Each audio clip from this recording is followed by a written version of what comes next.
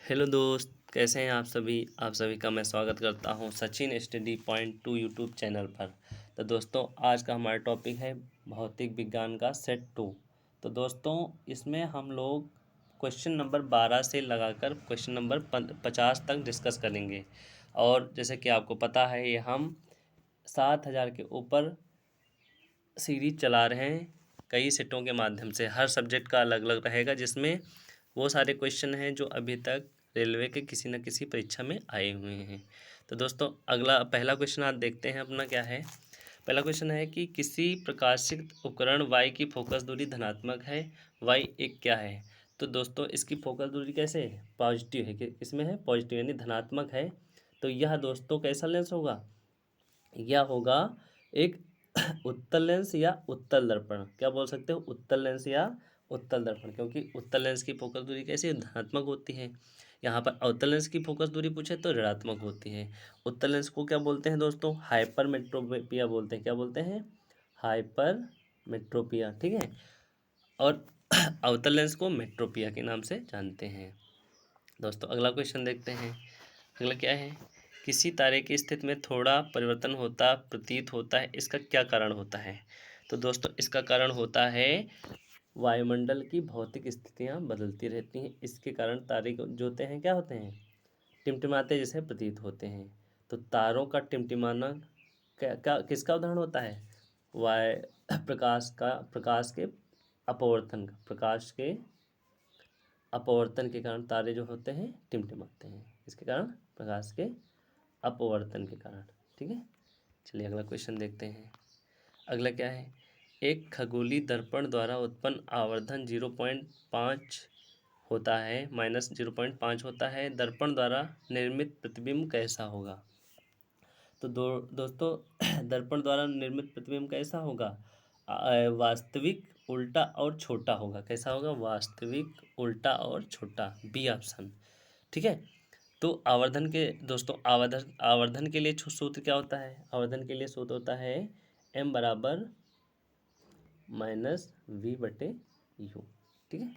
चलिए अगला क्वेश्चन देखते हैं। क्वेश्चन नंबर 15 क्या है, 15 है, निम्नलिखित में से कौन सी रेखाएं किसी गोलीय दर्पण के लिए अभिलंब के रूप में कार्य करेंगी। तो कौन सी रेखाएं कार्य करेंगी, देखते हैं। पहला पहला क्या है, ध्रुव और वक्रता केंद्र को मिलाने वाली रेखा, बिल्कुल सही। दूसरा, वक्रता केंद्र और आपतन बिंदु को मिलाने वाली रेखा, ये भी सही है। फोकस और आपतन बिंदु को मिलाने वाली रेखा, ये दोस्तों गलत है। तो पहला और दूसरा, ये दो ऑप्शन सही होंगे। तो ये किस में है, ऑप्शन नंबर ए में है। चलिए अगला क्वेश्चन देखते हैं। अगला क्या है, ग्रह टिमटिमाते नहीं क्यों। ग्रह मतलब टिमटिमाते नहीं क्यों।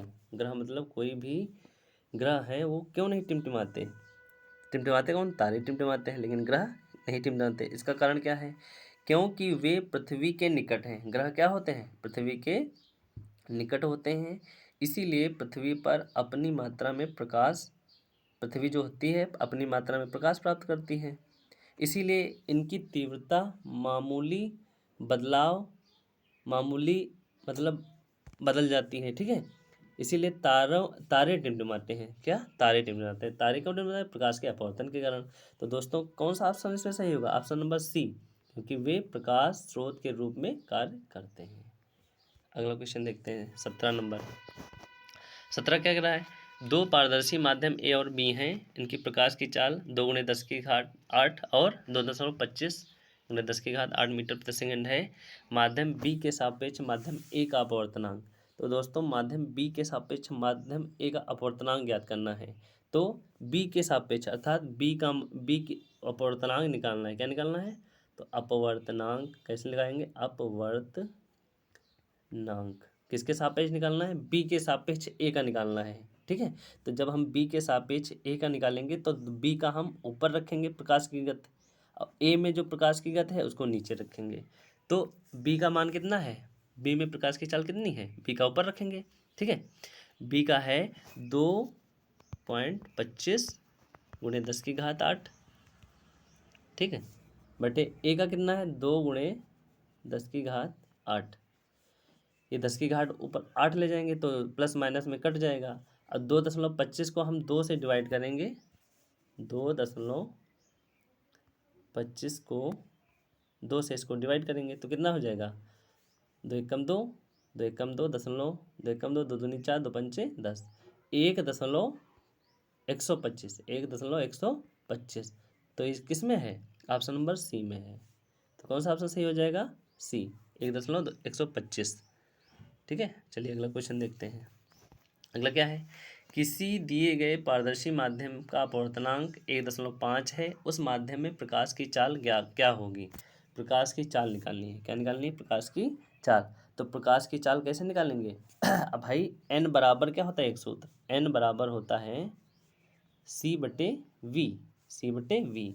c क्या है, प्रकाश की चाल, v क्या है, उस माध्यम में प्रकाश की चाल जिसमें निकालना है, n क्या है, अपवर्तनांक है। तो यहाँ से v का मान निकालेंगे, किसका, v बराबर क्या हो जाएगा, c बटे n हो जाएगा, c बटे n। तो चलो मान रखते हैं, c क्या है, प्रकाश की चाल, प्रकाश की चाल कितनी होती है, 3 × 10⁸ मीटर प्रति सेकंड, ये प्रकाश की चाल होती है, बटे अपवर्तनांक कितना है, 1.5, 1.5। तो इसको सॉल्व करते हैं, तो इसको जब सॉल्व करेंगे तो यहाँ से पॉइंट हटाएंगे, एक जीरो ऊपर बढ़ जाएगा घात में, यानी 10, एक जीरो बढ़ जाएगा। दोस्तों ये बढ़ेगा किसको, 3/1.5 × 10⁸ इसको जब सॉल्व करेंगे तो कितना हो जाएगा, ये पॉइंट जब हटाएंगे यहाँ से 1.5 का, ठीक है, तो यहाँ ऊपर 10 से मल्टीप्लाई हो जाएगा, अर्थात 30 को हम अगर जो 3 की गुणा हम 10 से कर दें तो 30 को हम 15 से डिवाइड करेंगे, कितना आ जाएगा, 15 दूनी 30, कितना हो जाएगा, 15 दूनी 30। तो क्या हो जाएगा, ये हो जाएगा 30/15 × 10⁸, कितना हो जाएगा, 10⁸, 15 एकम 15, 15 दूनी 30। तो 2 × 10⁸, कितना आंसर आ जाएगा, 2 × 10⁸। किसमें है, ऑप्शन नंबर बी में है। चलिए अगला क्वेश्चन देखते हैं। अगला क्या है, जब वस्तु को लेंस से 2f दूरी पर रखा जाता है, कितनी दूरी पर, 2f दूरी पर रखा जाता है, तो उत्तल लेंस द्वारा उत्पन्न आवर्धन m का मान क्या हो जाएगा m का यहाँ से दोस्तों m बराबर निकालना है, ठीक है। तो यहाँ पर दोस्तों लेंस के सूत्र से इसको लगाएंगे, लेंस का सूत्र क्या होता है, 1/f बराबर होता है, 1/f बराबर 1/v प्लस 1/u, ठीक है, प्लस 1/u। तो दोस्तों यहाँ से हम किसके किसके मान रख देंगे, f लेंस को 2f दूरी पर रखा जाता है, यानी f का मान कितना हो जाएगा, u का मान कितना हो जाएगा, f का मान f यानी लेंस से 2f दूरी पर रखा जाता है, f का मान हो जाएगा 2f, ठीक है। तो 1/v निकालेंगे वहाँ से, तो 1/v का मान कितना हो जाएगा, 1/v बराबर हो जाएगा 1/2f, क्या हो जाएगा, 2f। यहाँ से v बराबर 2f हो गया, v बराबर 2f हो गया। तो आवर्धन के लिए सूत्र लगाएंगे, क्योंकि आवर्धन क्षमता निकालनी है, ठीक है। अब आवर्धन के लिए क्या हो जाएगा, आवर्धन का सूत्र क्या होता है, m बराबर v/u, बराबर v/u।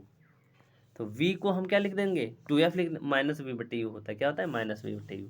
तो v को लिख देंगे हम 2f, तो -2f हो गया, बटे u का मान वहाँ से निकला था 2f, तो 2f कट जाएगा, क्या होगा, 2f कट जाएगा, तो मान क्या हो जाएगा, -1 आ जाएगा, कितना आएगा, -1। अब -1 m बराबर -1 होने जाएगा, कितना हो जाएगा, -1, ऑप्शन नंबर सी सही हो जाएगा। चलिए अगला क्वेश्चन देखते हैं। अगला क्या है, 5 डायोप्टर क्षमता वाले एक लेंस को 3 डायोप्टर क्षमता वाले एक अवतल लेंस के साथ जोड़ कर रखा गया है। इस संयोजन की फोकस दूरी ज्ञात करना है, इस संयोजन की फोकस दूरी ज्ञात करना है, अर्थात लेंस की क्षमता क्या होता है, सूत्र P बराबर 1/f होता है, 1/f।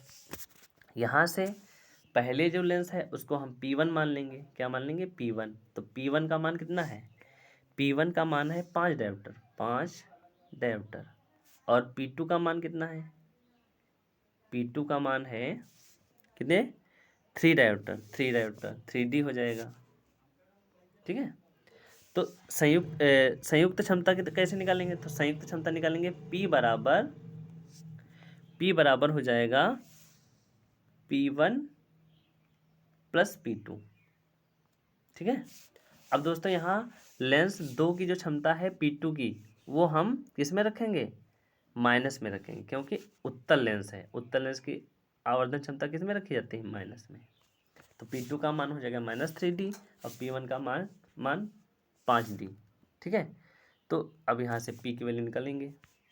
P की वैल्यू कितनी हो जाएगी? P बराबर P1 का मान 5 और P2 का मान plus minus minus 3D 5D और 3D। 5D से 3D गया तो 2D आ जाएगा। कितना आ जाएगा? 2D प्लस का आ जाएगा। तो संयुक्त क्षमता कितनी आ गई? 2D आ गई। अब यहाँ से क्या निकालेंगे? फोकस दूरी निकालेंगे। क्या निकालेंगे? फोकस दूरी। तो P बराबर सूत्र क्या था भाई? P का मान कितना निकला? P का मान निकला 2D। 5 से 3 चला गया है, तो P बराबर सूत्र क्या होता है? P बराबर होता था 1/F। यहाँ से P की वैल्यू रखेंगे तो F बराबर क्या हो जाएगा? F बराबर हो जाएगा 1/P की वैल्यू रखेंगे 2। ठीक है।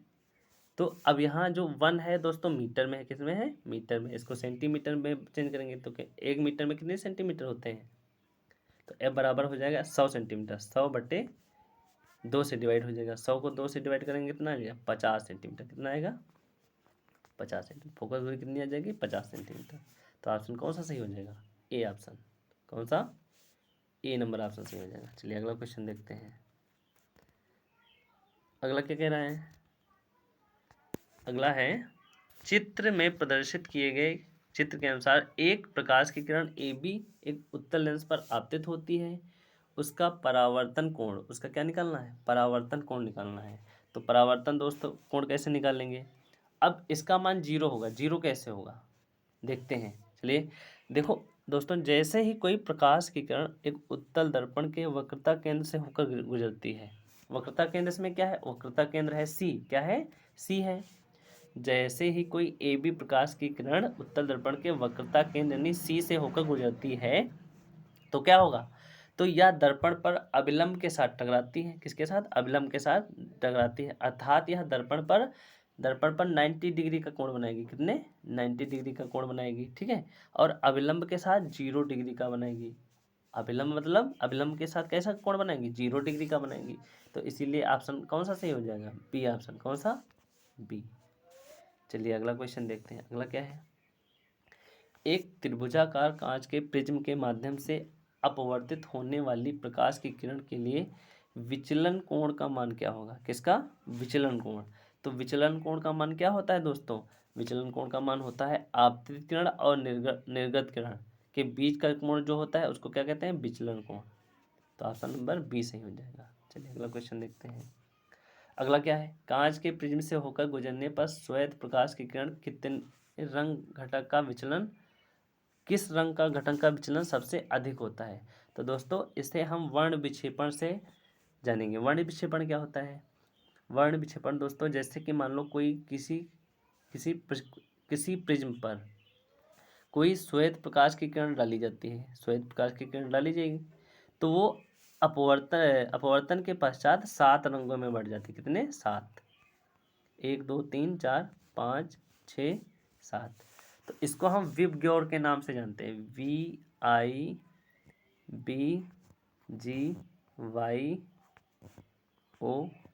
विबग्योर से। V से हो गया वायलेट। वायलेट मतलब बैंगनी। I से इंडिगो। इंडिगो मतलब जामुनी हो गया। B से ब्लू। ब्लू माने नीला। G से ग्रीन। ग्रीन मतलब हरा रंग। Y से येलो। येलो मतलब पीला रंग हो गया। O से ऑरेंज। ऑरेंज मतलब नारंगी रंग। R से रेड। रेड मतलब लाल रंग। तो विचलन, प्रकाश का विचलन क्या होता है? सॉरी, वर्ण विक्षेपण। वर्ण विक्षेपण होता है जब कोई प्रकाश की किरण किसी प्रिज्म पर टकराती है तो अपवर्तन के पश्चात 7 रंगों में विभक्त हो जाती है। इस घटना को प्रकाश का वर्ण विक्षेपण कहते हैं। इसमें दोस्तों जो बैंगनी रंग होता है सबसे ऊपर, इसका वर्ण विक्षेपण क्या होता है? सबसे अधिक होता है। किसका होता है? बैंगनी। अर्थात बैंगनी रंग का वर्ण विक्षेपण सबसे अधिक होगा। और लाल रंग का वर्ण विक्षेपण अर्थात लाल रंग का फैलाव, वर्ण विक्षेपण का मतलब फैलाव, सबसे कम होता है। तो प्रकाश के किस रंग के घटक का विचलन सबसे अधिक होता है? तो बैंगनी रंग का। किसका? बैंगनी रंग का। सबसे कम पूछता तो लाल रंग का हो जाता। और यहीं पर तरंग दैर्घ्य की बात करें तो बैंगनी रंग का तरंग दैर्घ्य जो है, बैंगनी रंग की तरंग दैर्घ्य सबसे कम होगी और लाल रंग की तरंग दैर्घ्य सबसे अधिक होगी। चलिए अगला क्वेश्चन देखते हैं।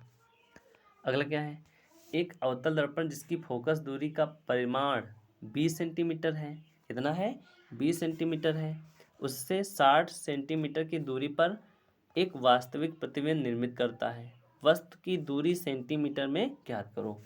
तो यहाँ पर दोस्तों दर्पण का सूत्र लगाएंगे। दर्पण का सूत्र क्या होता है, 1/f बराबर 1/v प्लस 1/u।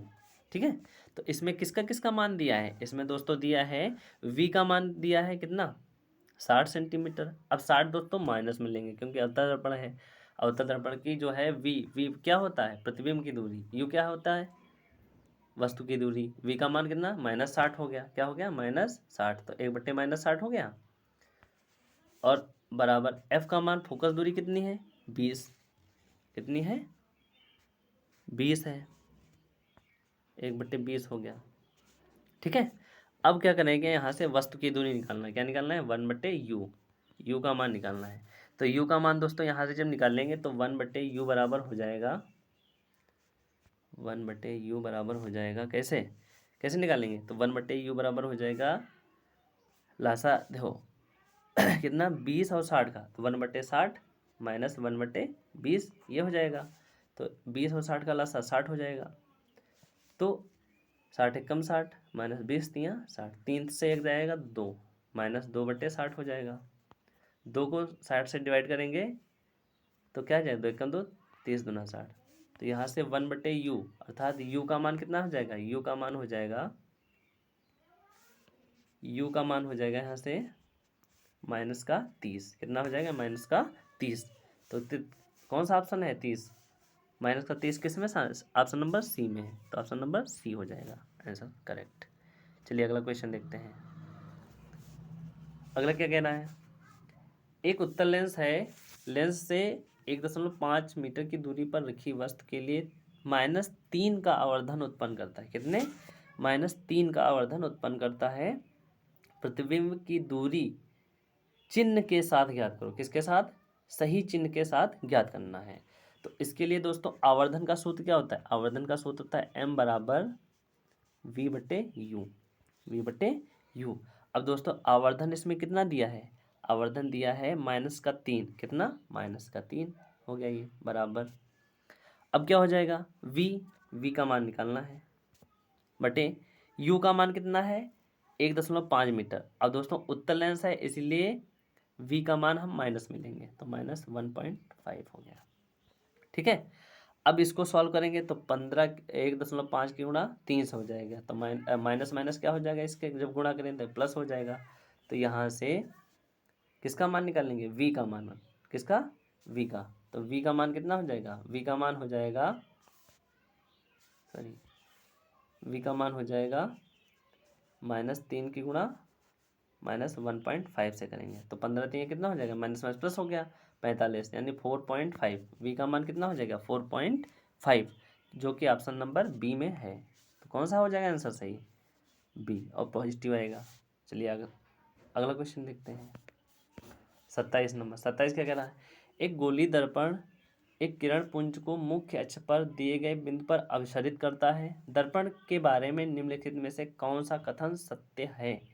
तो दोस्तों कौन सा कथन सत्य है, तो इसमें दोस्तों देखते हैं पहला ऑप्शन क्या कह रहा है, प्रयुक्त दर्पण अवतल दर्पण है, अभिसरित करता है ना, अभिसरित करता है तो कौन सा दर्पण होगा, तो पहला ऑप्शन तो सही होगा, ए वाला क्या होगा सही हो जाएगा। भी कहते हैं दर्पण की फोकस दूरी धनात्मक है, बिल्कुल सही, अभिसारी लेंस है तो इसका क्या होगा धनात्मक होगा। इसकी अगर चित्र बनाने की बात करें तो चित्र कौन सा दर्पण होगा, तो दर्पण तो होता अवतल दर्पण होगा। ठीक है, अवतल दर्पण के लिए चित्र कैसे बनाओगे, ऐसे जिसका बाहरी साइड क्या हो कलर्ड हो, बाहरी साइड क्या हो कलर किया हो, ऐसे अवतल दर्पण बनता है।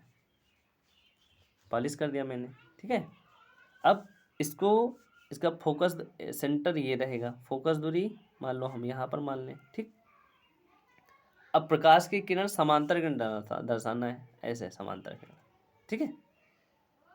और एक यहाँ से ऐसे डालेंगे समांतर किरण, तो यहाँ से टकरा करके ये वापस कहाँ पर मिलेंगी, एफ पर मिलेंगी, एफ पर ऐसे, है नहीं, कहाँ पर मिलेंगी, एफ पर, ठीक है। तो इसमें ए और बी तो ऑप्शन बिल्कुल सही हो जाएंगे। और सी वाला देखते हैं, अभिसरण बिंदु दर्पण का मुख्य फोकस होता है, ये गलत होगा, ये क्या होगा, गलत होगा, ठीक है। तो ऑप्शन नंबर क्या हो जाएगा, ए सही हो जाएगा। चलिए अगला क्वेश्चन देखते हैं। अगला कह रहा है पी क्यू आर और एस एक अवतल दर्पण है, ठीक है, अवतल दर्पण है क्योंकि अवतल दर्पण अभी बनाया था मैंने। बाहर का पृष्ठ क्या होता है, कलर्ड होगा, अंदर का नहीं कलर होता, ठीक है। तो अवतल दर्पण है, सही सतह पर चार बिंदु जैसा ए बी सी में दर्शाया गया, ए बी सी है ना, पी क्यू आर एस।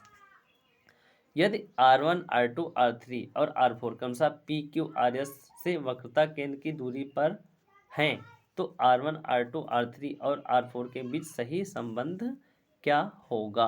तो सही संबंध दोस्तों क्या होगा, इसमें सभी की जो जो है पी क्यू आर एस अर्थात पी क्यू आर एस, इनके सबके मान क्या होंगे, बराबर होंगे, क्या होंगे, बराबर, अर्थात R1 बराबर R2 बराबर R3 बराबर R4, ठीक है।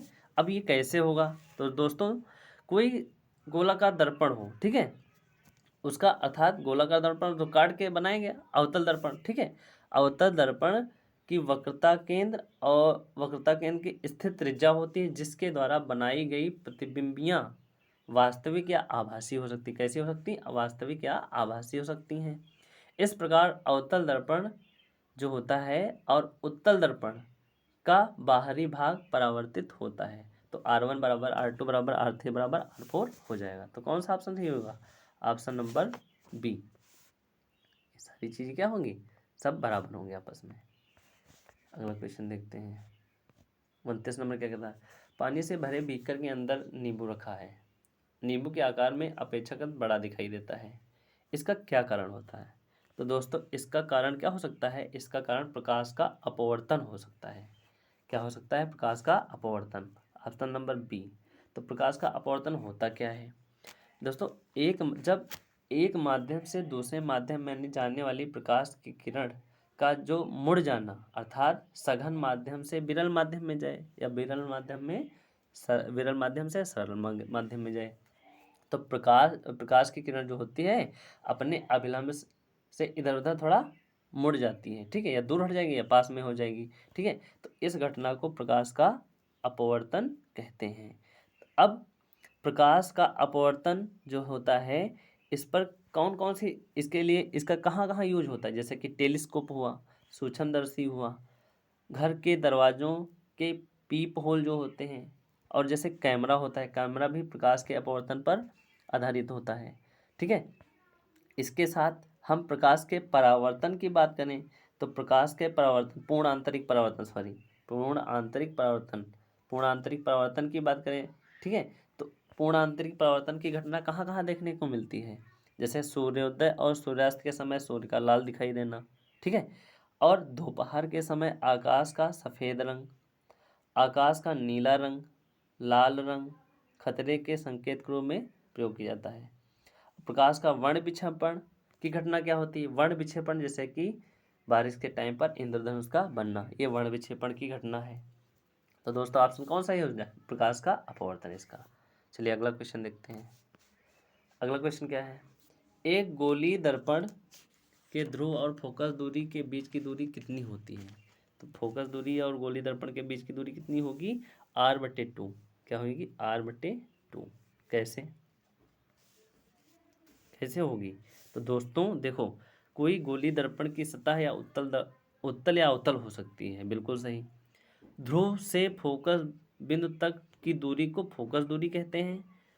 एक गोली दर्पण की फोकस दूरी इसकी वक्रता त्रिज्या R के लगभग आधी होती है, अर्थात F बराबर क्या होता है सूत्र, फोकस दूरी बराबर होता है R/2, अर्थात त्रिज्या के आधी होती है फोकस दूरी, ठीक है। तो यहाँ से F का मान निकालेंगे तो क्या हो जाएगा, R/2। तो ऑप्शन नंबर कौन सा है, ऑप्शन नंबर हो जाएगा तुम्हारा सी ऑप्शन, कौन सा, सी। चलिए अगला क्वेश्चन देखते हैं। अगला क्या है 32 नंबर। एक लेंस द्वारा उत्पन्न आवर्धन 1/2 है। लेंस द्वारा बने प्रतिबिंब की प्रकृति और तुलनात्मक आकार क्रमशः क्या होंगे? तो दोस्तों क्या होंगे? आभासी, सीधा और छोटा। आकार कैसा बनेगा प्रतिबिंब का? आभासी, सीधा और छोटा। Option number D. अब कैसे? आवर्धित, दोस्तों सुनो, आवर्धित प्रतिबिंब की ऊंचाई और वस्तु की ऊंचाई के बीच अनुपात लेंस और गोली दर्पण आवर्धित चित्र उत्पन्न कर सकते हैं। जब आवर्धन 1 से कम होता है तो यह दर्शाता है कि लेंस द्वारा बनाई गई प्रतिबिंब वस्तु के मूल आकार से छोटी है। आवर्धन धनात्मक चिन्ह दर्शाता है कि प्रतिबिंब आभासी और सीधा है। चलिए अगला क्वेश्चन देखते हैं। अगला क्या है? अगला है, एक जादुई दर्पण संयोजन के सम्मुख खड़ा एक लड़का दर्पण में अपने सिर को बड़ा, शरीर के को समान आकार का और पैरों को छोटे आकार का पाता है। जादुई दर्पण विन्यास के शीर्ष, मध्य और निचला भाग में प्रयुक्त दर्पण कौन सा है? अर्थात वो लड़का किस दर्पण में अपने आप को देख रहा है, कौन से दर्पण वहाँ लगे हैं। ठीक है, तो सबसे ऊपर वाला भाग कैसा है? सबसे ऊपर दर्पण अपने सिर को बड़ा, अर्थात उसका सिर जैसा है उससे बड़ा सिर उसमें दिखाई देता है, और शरीर समान आकार का है, पैर क्या है? छोटे आकार का है के हैं। ठीक है, तो कौन से दर्पण होंगे इसमें? कौन किस किस दर्पण का उपयोग करेगा वो? तो अवतल, समतल और उत्तल। अवतल, समतल और उत्तल। Option number C. चलिए अगला क्वेश्चन देखते हैं।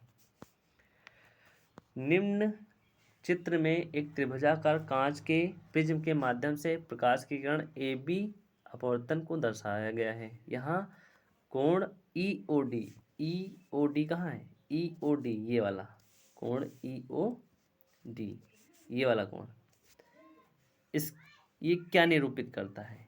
ई ओ डी दोस्तों निरूपित करता है विचलन कोण। कौन सा? विचलन कोण। ठीक है, वर्ण विक्षेपण में विचलन कोण होता है ना, तो ऑप्शन नंबर ए वाला सही हो जाएगा। चलिए अगला क्वेश्चन देखते हैं। श्वेत प्रकाश वह घटक है जिसका अपवर्तनांक अधिकतम होता है। वह रंग, श्वेत प्रकाश वह घटक है जिसका अपवर्तनांक क्या होता है? अधिकतम होता है। वह रंग कौन सा है? तो वह रंग कौन सा हो जाएगा दोस्तों? वह रंग हो जाएगा बैंगनी। ठीक है, बैंगनी रंग का प्रकाश का अपवर्तनांक क्या होता है? सबसे अधिकतम होता है। और सबसे कम की बात करें तो लाल रंग के हो जाता है। इसमें ज़्यादा अधिकतम पूछा ना, तो बैंगनी सही हो जाएगा। अगला क्वेश्चन देखते हैं। उत्तल दर्पण के मुख्य अक्ष के अनुदिश आपतित प्रकाश की किरण के लिए आपतन कोण का मान क्या होगा? तो आपतन कोण का मान क्या होगा? 0 डिग्री होगा। क्या होगा? 0 डिग्री। इसके बारे में पिछले हम लोग डिस्कस कर चुके हैं। हवा में यात्रा करने वाली प्रकाश की किरण कांच के स्लैब में प्रवेश करती है। निम्नलिखित में से कौन से कथन सही हैं? तो पहला ऑप्शन क्या है? आपतन कोण अपवर्तन कोण से बड़ा होता है। आपतन कोण अपवर्तन कोण से बड़ा होता है, बिल्कुल सही। दूसरा क्या है? आपतन कोण निर्गत कोण के बराबर होता है, ये भी सही। दूसरा है निर्गत कोण आपतित किरण के समांतर होता है, ये भी सही। तो ऑप्शन अर्थात फर्स्ट, सेकंड, थर्ड तीनों सही हो जाए। तीनों किस ऑप्शन में है? डी नहीं, सॉरी, बी वाले ऑप्शन में है, तो तीनों इसमें सही हो जाएंगे। अगला क्वेश्चन देखते हैं। एक माध्यम के निरपेक्ष अपवर्तनांक का मान हमेशा कितना होता है? तो माध्यम के निरपेक्ष अपवर्तनांक का मान दोस्तों हमेशा 1 से अधिक होता है। कितना होता है? 1 से अधिक। Option number B. अगला क्वेश्चन देखते हैं। अगला क्या है? एक प्रकाश की किरण अवतल दर्पण के ध्रुव पर आपतित होती है। आपतित किरण और मुख्य अक्ष के बीच निर्मित न्यून कोण क्या कहलाता है? न्यून कोण का मान पता था, तो न्यून कोण क्या हो जाएगा? न्यून कोण हो जाएगा दोस्तों आपतन कोण। क्या हो जाएगा? आपतन कोण। क्या हो जाएगा? आपतन कोण। चलिए अब अगला क्वेश्चन देखते हैं। अगला क्या है?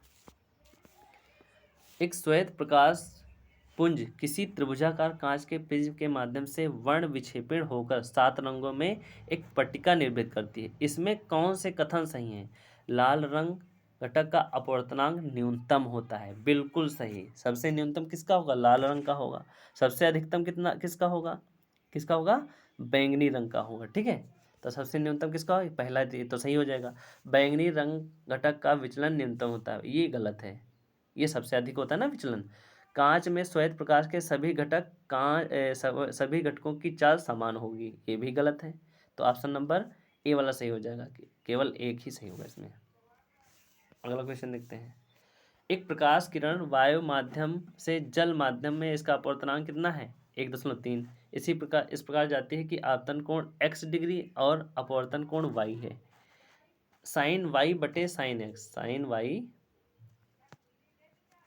बटे साइन एक्स की वैल्यू ज्ञात करना है। इसे दोस्तों स्नेल का नियम भी कहते हैं। क्या कहते हैं? स्नेल का नियम। तो इसमें रख देंगे हम। मान लो साइन वाई का मान कितना? 1 है। क्या है? 1 बटे साइन एक्स का मान 1/1.3। अब कितना आ जाएगा? 1/1.3। Option number B, option number B सही हो जाएगा। चलिए अगला क्वेश्चन देखते हैं। अगला कह रहा है परावर्तन के नियम इनमें से किस दर्पण के लिए सत्य हैं? परावर्तन का नियम किस दर्पण के लिए सत्य हैं? तो कौन से दर्पण के लिए, किस दर्पण के लिए सत्य हैं, देखते हैं। तो अवतल दर्पण, इस पर भी परावर्तन के नियम बताए जा सकते हैं। उत्तल दर्पण के लिए इस पे भी सही है, समतल दर्पण के लिए इस पे भी सही है। तो ऑप्शन नंबर कौन सा हो जाएगा? बी, अर्थात ए बी सी तीनों सही हो जाएंगे। अगला क्वेश्चन देखते हैं। एक प्रकाश किरण दो माध्यमों को पृथक करने वाले इंटरफेस पर 45 अंश के आपतन कोण पर आपतित होती है, जिसके लिए अपवर्तन कोण 30 डिग्री। पहले माध्यम के सापेक्ष दूसरे माध्यम का अपवर्तनांक, पहले माध्यम के सापेक्ष दूसरे माध्यम का अपवर्तनांक ज्ञात करना है। अर्थात दूसरे माध्यम, जिसके माध्यम से पूछे उसका मान ऊपर रखते हैं ना। तो साइन 45, साइन अभी क्या स्नेल का नियम हम लोग क्या पढ़े थे? साइन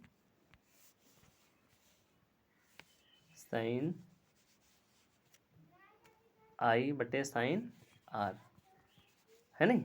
तो पहले माध्यम के सापेक्ष दूसरे माध्यम का अपवर्तनांक यही तो निकालना है। तो दूसरे माध्यम का कहाँ रखेंगे? नीचे रखेंगे, ठीक है।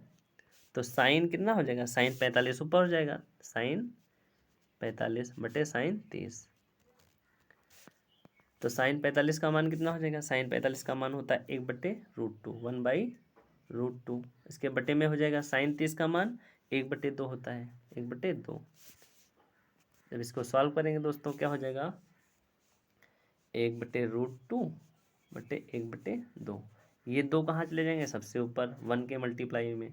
तो 2/√2 हो जाएगा। जब 2 को हम √2 से डिवाइड करेंगे तो √2 आएगा आंसर। कितना आएगा? √2, जो कि ऑप्शन नंबर डी में है। ऑप्शन नंबर डी सही हो जाएगा। चलिए अगला क्वेश्चन देखते हैं। अगला क्या है? गोली दर्पण के लिए वक्रता त्रिज्या r, वस्तु की दूरी u और प्रतिबिंब की दूरी v के बीच सही संबंध क्या है? तो गोली दर्पण इसके बीच सही संबंध क्या हो जाएगा दोस्तों? इसके लिए हो जाएगा r बराबर 2uv बटे u प्लस v। क्या हो जाएगा? r बराबर 2uv plus u plus v। तो ये किस में हो जाएगा दोस्तों? ये हो जाएगा ऑप्शन नंबर बी में। तो ऑप्शन नंबर 20 में सही हो जाएगा। अगला क्वेश्चन देखते हैं। अगला क्या है? 46 नंबर। 1 सेंटीमीटर ऊंचाई वाली किसी वस्तु को एक 10 सेंटीमीटर फोकस दूरी वाले अवतल लेंस के सामने 18 सेंटीमीटर दूरी पर रखे गए, उसके मुख्य अक्ष पर रखा गया इसको। इसके प्रतिबिंब की ऊंचाई क्या होगी और यह कैसा होगा? डैश कैसा होगा? तो दोस्तों ये कैसा होगा? तो ये हो जाएगा दोस्तों इसका मतलब ये उल्टा हो जाएगा। पहली बात तो ये उल्टा होगा। अब कैसे होगा? पहले हम इसका मान निकाल लेते हैं। मान कैसे निकालें? दर्पण के सूत्र से निकालेंगे। तो दर्पण का सूत्र क्या होता है? 1/f बराबर 1/u प्लस 1/v। ये दर्पण का सूत्र होता है।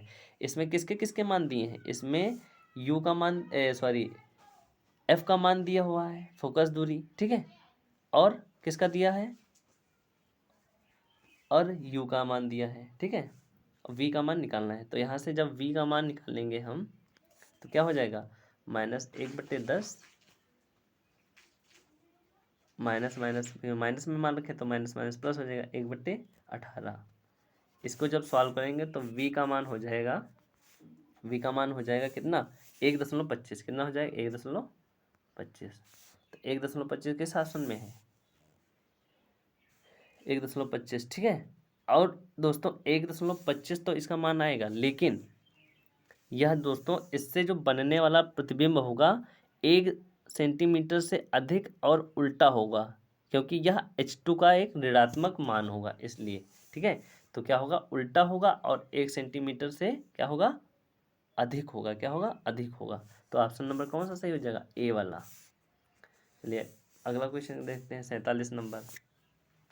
तारपीन के तेल और कांच के तेल का अपवर्तनांक कितना है, 1.47 और 1.52 है। कोई प्रकाश की किरण तारपीन के तेल से कांच में गमन करती है। ठीक है, तारपीन के तेल के सापेक्ष कांच का अपवर्तनांक निकालना है और किरण कांच में अभिलंब कितने अभिलंब से दूर हटेगी या अभिलंब की ओर आएगी। अर्थात अब दोस्तों इसमें देखते हैं तारपीन के तेल का माध्यम सघन होगा या कांच का अपवर्तनांक जो है सघन होगा।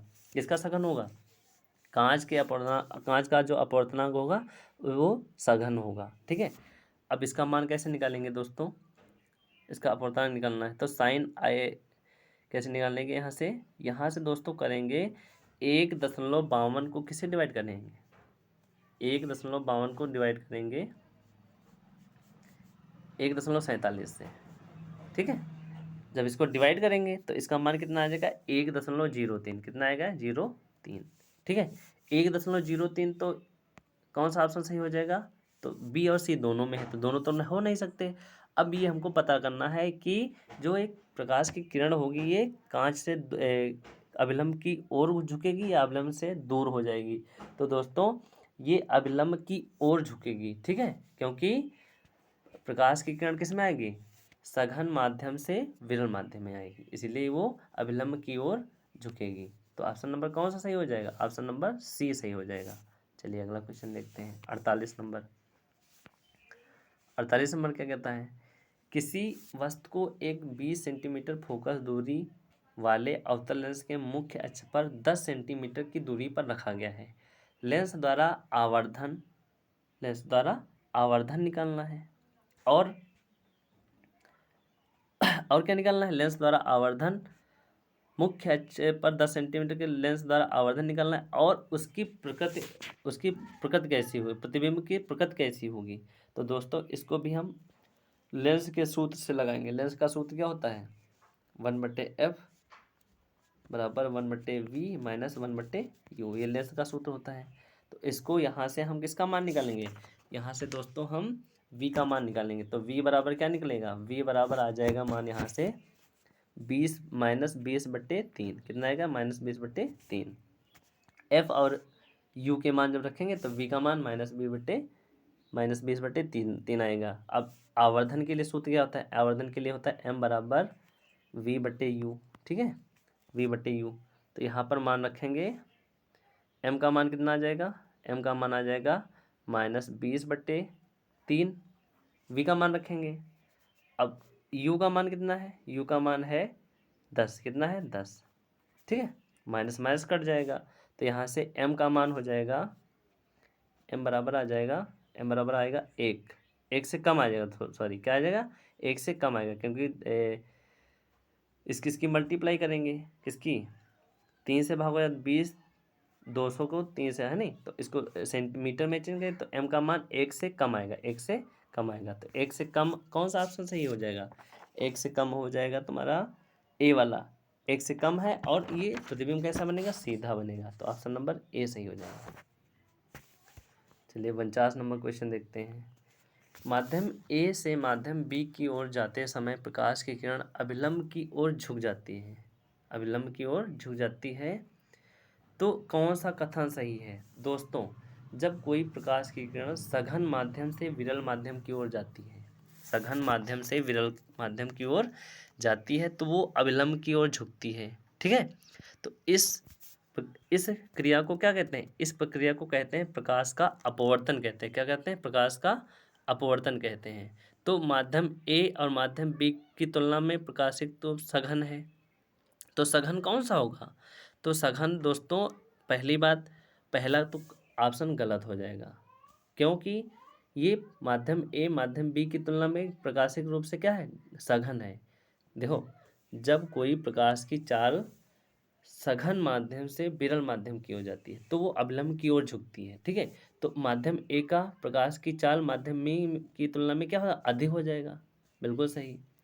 दूसरा, बी का अपवर्तनांक ए के अपवर्तनांक से अधिक होगा, ये भी सही है। तो बी और सी ये दोनों सही हो जाएंगे। तो ये कौन से ऑप्शन में है, डी।